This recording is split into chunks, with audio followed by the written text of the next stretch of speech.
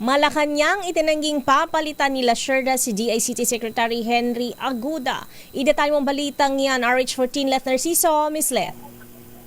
Isaya Ray, hindi daw totoo ang mga ulat na may pagbabago sa liderato ng Department of Information and Communications Technology.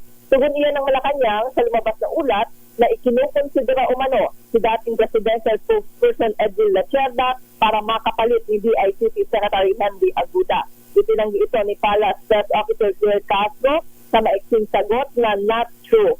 Ang DICT ang nangunguna sa digital transformation programs ng pamahalaan, gayon din sa cybersecurity initiatives at pagpapalawak ng internet connectivity sa buong bansa.